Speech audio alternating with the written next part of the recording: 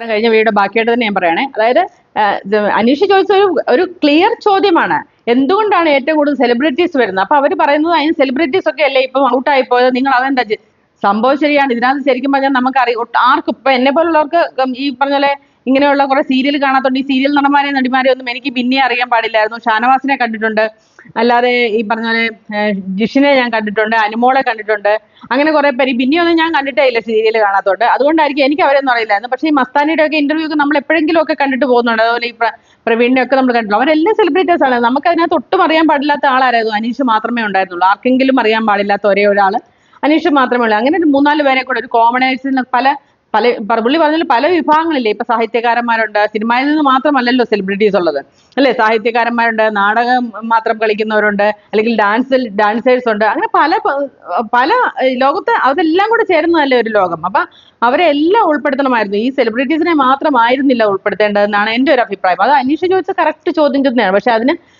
പുള്ളി വലിയ ഇന്റലിജന്റ് ആയിട്ട് വലിയ മറുപടി പറഞ്ഞാണ്. ഇത് ഇങ്ങനൊരു ഈ നമ്മളുമായിട്ട് ബന്ധപ്പെട്ട ചോദ്യമേ അല്ല, ഇതിന് ഞാൻ മറുപടി തരുന്നത്. എന്നിട്ട് കൊത്തി പറിക്കാൻ വേണ്ടി ബാക്കിയുള്ളവർക്ക് ഇട്ടുകൊടുത്തു. എന്നിട്ട് ബാക്കിയുള്ള അക്ബറും ഷാനവാസും മറ്റേത് മറിച്ചും എല്ലാം കണ്ടില്ല, ഇവൻ ഇങ്ങനെയാണ്, ഇങ്ങനെ എല്ലാത്തിനും വളച്ചൊടുക്കി. ഇന്നിപ്പോ അവൻ പറയാൻ പോകുന്നത് എന്താണെന്ന് അറിയാമോ?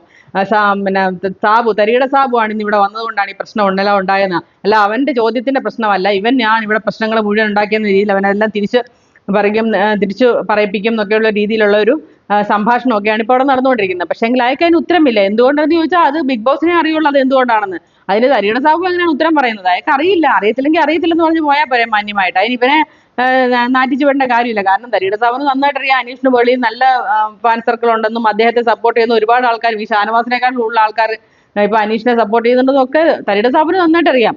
അതുകൊണ്ടാണ് പുള്ളി അങ്ങനെ പറഞ്ഞിട്ട് പോയത്. പക്ഷേ എങ്കിൽ അത് അനീഷിന് പോസിറ്റീവായിട്ട് വരാനേ വഴിയുള്ളൂ. കാരണം ഈ ചോദ്യം ഒരു നല്ല ചോദ്യം തന്നെയാണ്. എന്തൊക്കെ സംഭവിച്ചാലും ആ ചോദ്യം നല്ല എല്ലാ വിഭാഗത്തിൽ നിന്നും ആളെ കൊണ്ടിടണമായിരുന്നു. ഇപ്പോഴത്തെ അവർ ട്രാൻസ്ജെൻഡേഴ്സിനെ കൊണ്ടിട്ടുണ്ട്, ലെസ്ബിയൻസിനെ കൊണ്ടിട്ടുണ്ട്. ഇതിനെക്കാട്ടിലും ഒക്കെ ആൾക്കാർ കൂടുതലുണ്ട്. അതായത് ഇതിലും ഇവര് ന്യൂസ് കമ്മീഷൻ എന്ന് പറയുന്നെങ്കിലും ഇതിലും ആൾക്കാരിൽ നല്ല നല്ല കാര്യങ്ങൾ അല്ലെ, നല്ല കാര്യങ്ങൾ സ്പ്രെഡ് ചെയ്യുന്ന എത്രയോ ജനങ്ങൾ ഈ നാട്ടിലുണ്ട്. നല്ല കാര്യങ്ങൾ മാത്രം ചെയ്ത് പ്രശസ്തി നേടിയ എത്രയോ കാര്യങ്ങളുണ്ട്. ഈ ആദിലെ നൂറയൊക്കെ എന്ത് നല്ലതാണ് ഈ സമൂഹത്തിന് കൊടുക്കുന്നതെന്ന് എനിക്ക് മനസ്സിലാകുന്നില്ല. അവരെ കൊണ്ടുവന്നുകൊണ്ട് എന്ത് മഹത്വമാണ്. എത്രയോ പ്രാവശ്യം ആദില പുറത്തു പോകാനുള്ള ചാൻസ് ഉണ്ടായിട്ടും പുറത്തു വിടാതെ പിടിച്ചു നിർത്തിയിരിക്കുകയാണ്.